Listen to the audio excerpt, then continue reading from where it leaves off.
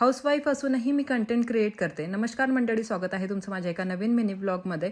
इथे सकाळचे सगळे कामं आटोपले होते, दुपारचं जेवण वगैरे झालं आणि त्यानंतर मी रेडी व्हायला लागले. मला माझ्या दुसऱ्या इन्स्टा अकाउंटसाठी फॅशन व्हिडिओज बनवायचे होते, त्यासाठी इथे रेडी होत होती. आणि ही माझे करंट फेवरेट प्रोडक्ट्स आहेत. तुम्हाला पण पाहिजे असतील तर लिंक कॉमेंट करा, तुमच्या डीएममध्ये मिळून जाणार. तेवढ्यात माझं पार्सल आलं.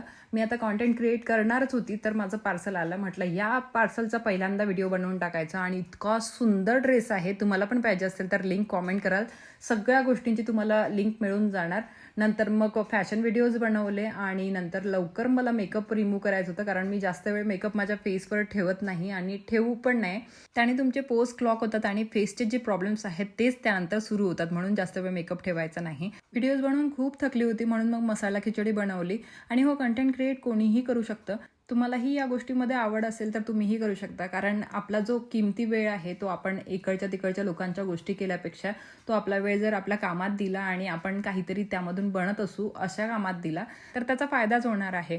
चला मग असं माझं काम आटोपलं आणि काही कामानिमित्त बाहेर आली, म्हणून मग हे मसाला दूध माहीला प्यायचं होतं तर ते पिलं. सो असा होता आजचा मिनी ब्लॉग. होप तुम्हाला आवडला असेल तर लाईक करा, शेअर करा आणि फॉलो करायला विसरू नका. चला मग bye, take care and love you.